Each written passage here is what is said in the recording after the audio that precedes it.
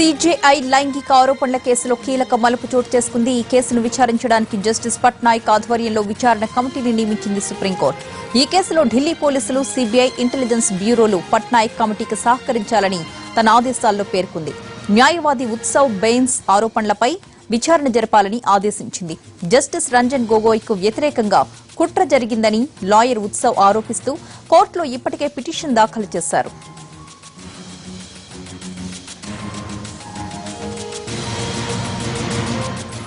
Updates అందించడానికి మా ప్రతినిధి ప్రసాద్ ఢిల్లీ నుంచి ఫోన్ లైన్ లో సిద్ధంగా ఉన్నారు. ప్రసాద్, గత 3 రోజులుగా ఈ ప్రధాన న్యాయమూర్తిపై వ్యతిరేకంగా వచ్చినటువంటి లైంగిక ఆరోపణలకు సంబంధించి ఒక ముగింపు వచ్చిందని చెప్పుకోవడానికి అవకాశం ఉంది.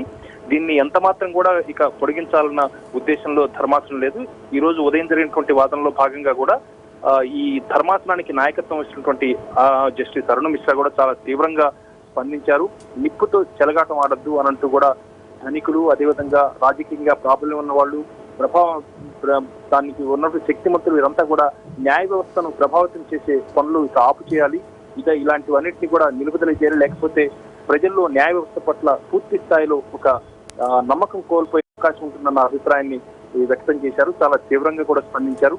అయితే ఈ రోజు ఉదయం సొలిసిటర్ జనరల్ తుషార్ మెహతా మాట్లాడుతూ ఈ మొత్తం వ్యవహారంపై ఎవరైతే పిటిషన్ గా ఉన్నారో సుప్రీంకోర్టు న్యాయవాది ఉత్సవ్ బెయిన్స్ షీల్డ్ కవర్ లో వచ్చినటువంటి సమాచారాన్ని చాలా నిశితంగా గమనిస్తూ దానిపై పూర్తి స్థాయిలో పరిశోధన చేయాలి, వాస్తవాలు తెలుసుకోవాలి అన్న అంశాన్ని గట్టిగా వాదించడం జరిగింది. ఈ సందర్భంగా జస్టిస్ అరుణ్ మిశ్రా నేతృత్వం ధర్మాసనం కూడా ఈ రోజు మధ్యాహ్నం 2 గంటలకు దీనిపై ఒక నిర్ణయం తీసుకుంటామని చెప్పడం, ఆ విధంగా మధ్యాహ్నం 2 గంటలకు తిరిగి కోర్టు ప్రారంభమైన తర్వాత దీనిపై నిర్ణయం తీసుకుంది.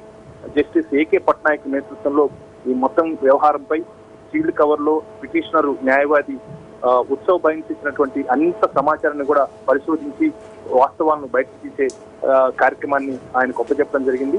జస్టిస్ ఏకే పట్నాయక్ దీనిపై పరిశోధిస్తారు.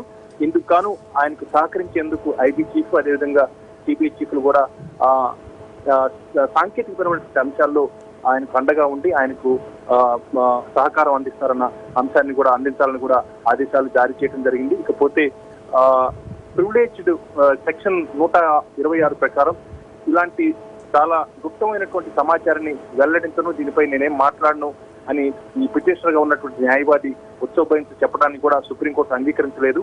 ఇది పబ్లిక్ ఇంట్రెస్ట్ ఉన్నటువంటి అంశము, ఇది ప్రయోజనాలకు సంబంధించిన అంశము, న్యాయ వ్యవస్థకు సంబంధించిన అంశం కాబట్టి దీనిపై పూర్తి స్థాయిలో సహకారం ఇవ్వాలి, అదేవిధంగా సహకరించాలి.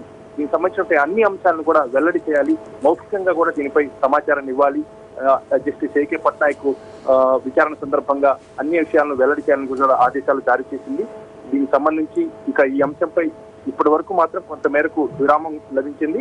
దీనిపై పూర్తి స్థాయిలో జస్టిస్ ఏకే పట్నాయక్ విచారించిన తర్వాత వాస్తవాలు అన్ని కూడా ఒక నివేదిక రూపంలో సుప్రీంకోర్టు ధర్మాసనానికి అందజేసిన తర్వాత అసలు విషయాలు ఏంటో తెలుస్తాయి, నిజానిజాలు ఏంటో తెలుస్తాయి.